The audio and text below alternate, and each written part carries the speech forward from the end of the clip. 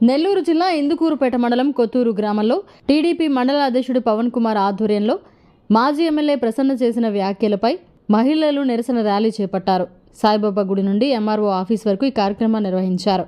ఈ కార్యక్రమంలో చెంచి కిషోర్ బాబు, దువ్వూరు మధుసూదన్ రెడ్డి, పిఎల్ రావు, పెనుబల్లి కృష్ణ చైతన్య, కైలాసం శ్రీనివాసరెడ్డి మరియు అధిక సంఖ్యలో మహిళా కార్యకర్తలు, కూటమి నాయకులు పాల్గొన్నారు. అది చెప్పుకోవడం కాదు, అది చూపిస్తే ఇంకా బాగుండేది. అది ఆయన చేత కాదు. మీ తండ్రి గారు నల్లపురెడ్డి శ్రీనివాసరెడ్డి గారు ఎప్పుడైనా ఇలాంటి వ్యాఖ్యలు చేశారా అని సూటిగా ఆయన అడగకుండా, వారసత్వం అని ఆయన ఎప్పుడైనా వారసత్వం అని చెప్పుకుంటాడు. వారసత్వం అనేది ఆయనలా నడుచుకొని ఆయనలాగా పేరు తెచ్చుకుంటే అది వారసత్వం అవుతుంది. కానీ ఆయన పేరు చెప్పుకొని ఆయన పేరుని ఈరోజు ఇలాంటి వ్యాఖ్యలు చేసి ఆయనకు కూడా మచ్చ తెచ్చే విధంగా ప్రవర్తించడం ఆయన విజ్ఞతగా వదిలేస్తున్నాం. మీరు ఒకటి గుర్తుపెట్టుకోవాలి, ప్రసన్న కుమార్ రెడ్డి, మా అభిమానులు కూడా మహిళలు అంటే ఎంతో గౌరవిస్తారు. మీ అమ్మగారైన శ్రీలక్ష్మి అమ్మగారిని మీ ఇంట్లో పనిచేసే వంట మనిషిని కానీ అక్కడ పన్నెత్తి ఒక మాట కూడా అనలేదు. ఆ విషయం స్వయంగా మీ అమ్మ శ్రీలక్ష్మ గారే పచ్చిపాల రాధన్నతో ఒక ఛానల్లో కూర్చొని మాట్లాడేటప్పుడు చెప్పింది, మమ్మల్ని ఏమీ అనలేదు అన్నది. అది తెలిసి కూడా మీరు సింపతి కోసం మా అమ్మని ఏదో తిట్టేశారు, మా అమ్మ మీద చేతులు ఎత్తారు అని సింపతి రాజకీయాల కోసం మీరు ప్రయత్నిస్తున్నారు తప్ప ఇంకోటి కాదు. ఇకపోతే అనిల్ కుమార్ యాదవ్ గారు, ఎవరైనా ఒక సభలో కూర్చొని ఒక మాట అసభ్యంగా మహిళల గురించో ఇంకోటో మాట్లాడుతుంటే అది ఖండించాలి. అన్నా ఇది కరెక్ట్ కాదన్నా, వేరే మాట మాట్లాడు, ఇప్పుడు మాట్లాడటం కరెక్ట్ కాదని ఖండించాలి. ఆయన ఏం చేశారో అందరూ చూశారు. ఆయన మాట్లాడుతుంటే ఈయన కుర్చీలోంచి లేచి చప్పట్లు కొట్టాడు. ఇన్ని యుగాలు మారిన మహిళల పట్ల ఇలాంటి మాటలు మాట్లాడుతూ ఉన్నారంటే మనం ఏ యుగంలో ఉన్నామో ఇప్పుడు మనకు కూడా అర్థం కావటంలే. 7వ తారీఖున వైఎస్ఆర్సీపీ విస్తృత స్థాయి సమావేశంలో ఆయన కార్యకర్తలకి దిశ చూపిస్తారని, లేదంటే కార్యకర్తలకి గ్రామాల్లో తెలుగుదేశం పార్టీ ఏదైనా తప్పులు చేస్తే ఎక్కడికెక్కడికి ఎండకట్టమని ఒక సందేశం ఇస్తారని నియోజకవర్గంలో 5 మండలాల కార్యకర్తల నాయకులు అందరూ ఎంతో ఆశగా ఎదురు చూశారు. కానీ ఒక్కసారిగా ఆయన మాటల్లో డొల్లతనం కనబడింది. ప్రెస్ స్టేషన్లోకి వెళ్ళిపోయాడు. ఏం మాట్లాడుతున్నాడో తెలియదు. హద్దులు దాటిపోయాడు. ఆకాశమే హద్దుగా ప్రవర్తించాడు. ఎక్కడ కూడా వేమిరెడ్డి ప్రశాంత్ రెడ్డి గారిని వ్యక్తిగత జీవితంలో అంటే ఆమెకి ఏమి లేని పాపాలన్నీ మూటగట్టి నా సోదరిని, అంతమంది నా సోదరి, నా యొక్క బావగారని, వేమిరెడ్డి దంపతులని, పుణ్య దంపతులని, ఆది దంపతులని హోమాలు యజ్ఞాలు చేపించిన వ్యక్తి పార్టీ మారి 56,000 మెజార్టీతో గెలిచిన తర్వాత ఒక్కసారిగా అడిగారు, మీరు పరిపాలన బాగలేదంటున్నారు, ఎక్కడ బట్టి అవినీతి జరిగిందంటే అంటున్నారు. అంటే ఎవరు అంటున్నారు?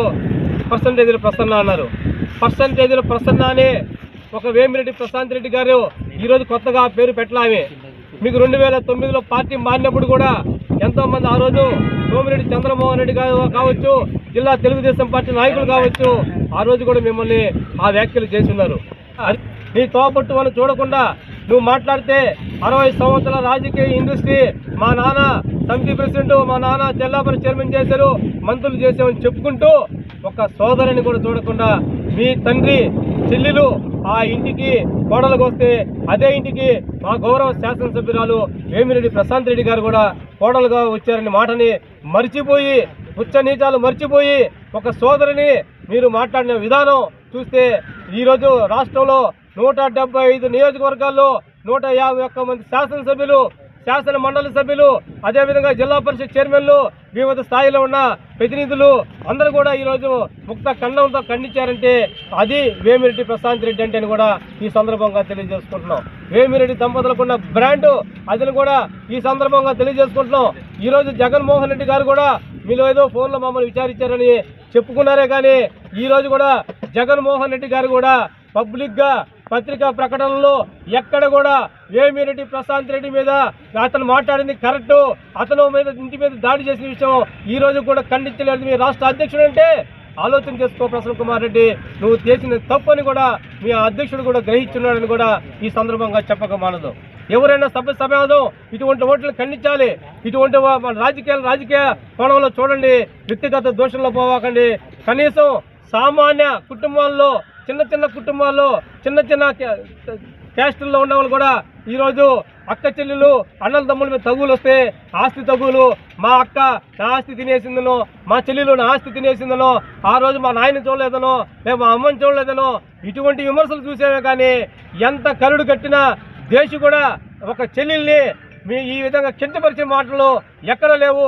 నా కుటుంబానికి 60 సంవత్సరాల చరిత్ర దాంట్లో నీ చరిత్ర, నీ భాష ఒకసారి తెలుసుకో. నువ్వు నీ చరిత్రని ఆ విధంగా ఒక తోబుట్టు మీద ఆ విధంగా మాట్లాడి నా కుటుంబం గొప్పదనుకుంటే ప్రజలు హర్షిస్తారా? ఆలోచన చేసుకోమని అడుగుతా ఉన్నాం. కాబట్టి ఇంకెప్పుడు కూడా ఇటువంటి మాటలు మాట్లాడవకండి. ఇటువంటి మాటలు మాట్లాడినప్పుడు మీ యొక్క గ్రాఫ్ పడిపోతే కానీ పెరగదని కూడా తెలియజేసుకుంటూ, ముఖ్యంగా మొన్న మిమ్మల్ని విచారించడానికి అన్ని నియోజకవర్గాల నుంచి ఇతర జిల్లా పార్టీ కార్యకర్తల నాయకత్వాలు వచ్చాయి. ఎక్కడ కూడా వాళ్ళు ఒకటే అంటున్నారు, డిప్రిమెంటేషన్ యాక్ట్ చేసుకోండి, పరువు నష్ట దావా వేయండి, కేసులు పెట్టండి, ప్రసన్న కుమార్ రెడ్డి దోషిని నిలబెట్టండి, అవకాశం మీకు ఉంది, కానీ మీరు ఎందుకు దాడి చేశారు అని అన్నారే. కానీ అక్కడ అర్థం పరమార్థం గ్రహించలేకున్నావు. నువ్వు నీతో వచ్చిన వాళ్ళు కూడా నువ్వు తప్పు చేసావు, నీ మీద కేసులు పెడితే నువ్వు బోన్లు ఎక్కుతావు, నీకు జైలు శిక్ష పడుతుందని చెప్తున్నారు. పక్కన నీ కాడ విచారింపుకు వచ్చిన వాళ్ళు ప్రతి ఒక్కరు కూడా అదే మాట చెప్పారు. దాన్ని బట్టి వాళ్ళు చెప్తానే ఉన్నారు, నువ్వు ప్రసన్న కుమార్ రెడ్డి తప్పు చేశాడు, తప్పుడు పదాలు వాడాడు, తప్పుడు వ్యక్తి, కాబట్టి శిక్షించేదానికి అవకాశాలు ఉన్నాయి. దాన్ని వదిలేసి ఇంటి మీద ఎందుకు దాడి చేసి మీ చేతికి ఎందుకమ్మా మరకలు అంటించుకున్నారు? మీ యొక్క విషయం యూపీఆర్ దంపతులు అంటే బ్రాండు, మీకెందుకమ్మా ఇది దరిద్రం అని చెప్పారు నీ పక్కన వచ్చి. అది గ్రహించుకో ప్రసన్న కుమార్ రెడ్డి అని కూడా చెప్తా ఉన్నాం. నిన్న ప్రెస్ మీట్లు పెట్టారు రాజపాలెంలో, మళ్ళీ ఒక సమూహాన్ని పెట్టి ప్రెస్ మీట్లు పెట్టి ఇంకో మాట అంటున్నారు. మేము ఏం మాట్లాడామయ్యా? ఒకసారి రికార్డులు తెప్పించుకొని చూడండి. మీ ఆవిడ క్యారెక్టర్ అనాలిసిస్ చేయలేదు. ఒకసారి రికార్డులు తెచ్చుకొని చూడండి. బెంగళూరులో చీరల వ్యాపారానికి పోయిందని, సూరత్లో చీరల వ్యాపారానికి పోయింది, చెన్నైలో చీరల వ్యాపారానికి పోయింది, మాగుంట్లో కూడా చీరల వ్యాపారం చేసింది అని చెప్పేవే కానీ మీరు దాన్ని మీరిట్టు మార్చుకున్నారు అని చెప్పడం ఎంతవరకు మీ యొక్క దొల్లతనానికి వదిలేస్తా ఉన్నాం. మీ మాటలో నేను దొల్లతనం అవపడతా ఉంది. మీరే మాట్లాడారు అంటే మీరు మాటని ఉపసంహరించుకున్నారు అంటే నారీమణుల పోరాటానికి మీరు దిగి వచ్చి 4 మెట్లు దిగి వచ్చి నేను సంజాయిషి ఇచ్చుకున్నారు. ప్రత్యక్షంగా కాకపోయినా పరోక్షంగా మీరు సంజాయిషించుకున్నారు. ఈ యొక్క కోవూరు నియోజకవర్గానికి రాష్ట్ర ప్రజానీకానికి కనుక ఈ సందర్భంగా తెలియజేసుకుంటూ, మీరు గతంలోనే మీ యొక్క మరిన్ని అప్డేట్స్ కోసం మన HN9 టీవీ ఛానల్ని సబ్స్క్రైబ్ చేసుకోండి.